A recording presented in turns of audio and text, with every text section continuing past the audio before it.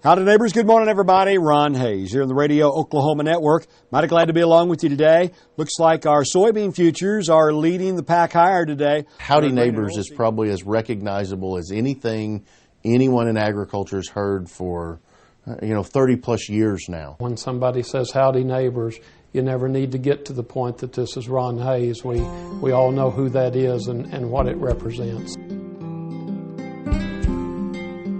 I'm originally from the state of Kentucky and grew up in a small town very close to Lexington.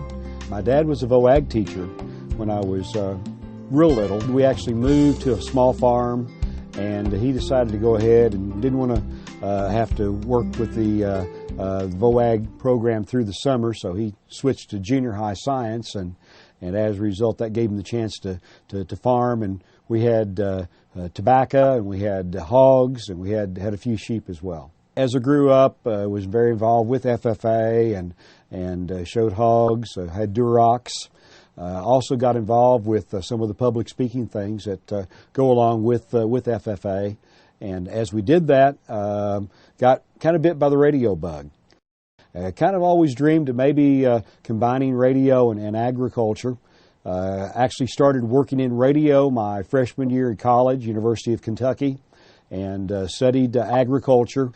From there, working in radio, found a job offer in Wichita, Kansas. Went to work there as a farm broadcaster at KFH Radio in Wichita, oldest radio station in Kansas. Replaced a gentleman by the name of Bruce Beheimer, who had been at KFH for 40 years. So he was a legend. And here I was, a green, wet behind the ears kid from outside of the state that knew nothing about Kansas agriculture, trying to survive. And was able to do that. And by the third year there, was pretty well accepted by the folks in South Central Kansas. Had a chance to come to Oklahoma. Started the Oklahoma AgriNet at that time in 1977.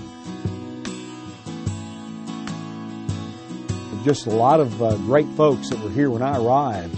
So I was the new kid on the block again. We were starting a brand new program.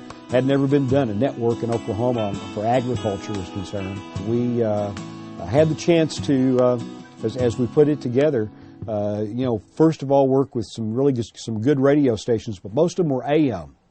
It was AM radio stations. We were on telephone lines at that time, telephone circuits. Early 80s, finally, we got to satellite. About 83 or 84, we got to satellite. Kept growing the network and had over 40 radio stations eventually on the AgriNet before we finally parted ways in 2006. Along the way, just felt the need to try to reestablish and do a few things differently. And the Griffin Communications folks had bought in that time the Quinstar network. They called it now the Radio Oklahoma Network, RON. And so they said, well, you need to come to work for Ron. And so as a result, in 2006, we did that. Ron on Ron is what we kind of use as one of our slogans here at the Radio Oklahoma Network.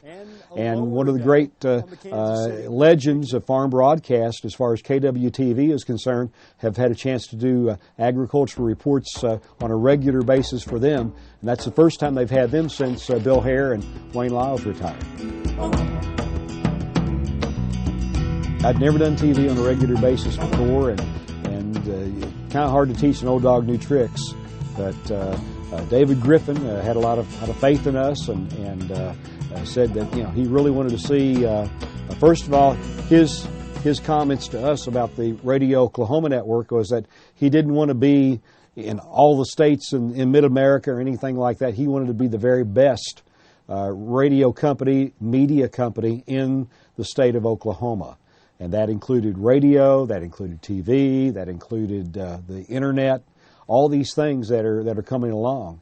And so he said, let's see if we can work it out. We worked with the news director at that time, Blaze, and worked out the Saturday morning program that we're doing right now. And probably in the fairly near future, we'll be doing a morning shot, 5 o'clock hour in both Channel 9 in Oklahoma City and News on 6 in Tulsa as well.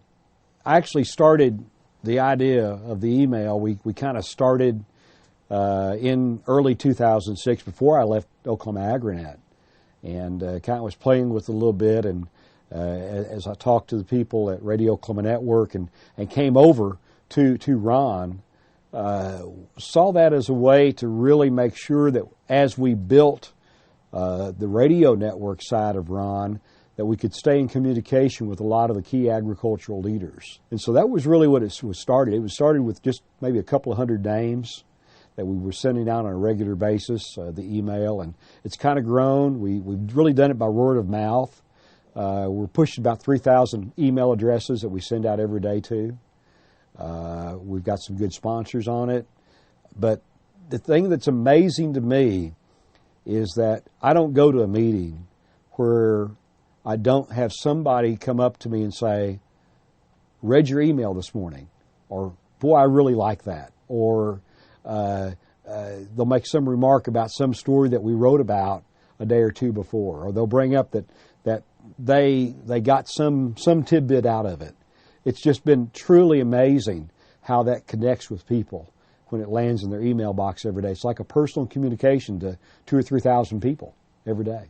I'm one of those people that read his email first thing of the mornings when I have the opportunity to do that, because it gives us a capsule version of what's going on at the local issue in Oklahoma agriculture, what's going on at the state issue in Oklahoma agriculture. And at the same time of doing that, it brings to the attention those national and international issues that come right here at home that affects all of our farmers and ranchers. And it works real well with the radio and the TV, and it all works together, because that's what we're trying to do. We're just really trying to build a multi-platform way to touch people. And if we can get information out and we can also communicate a positive story about agriculture, that's what we're trying to do.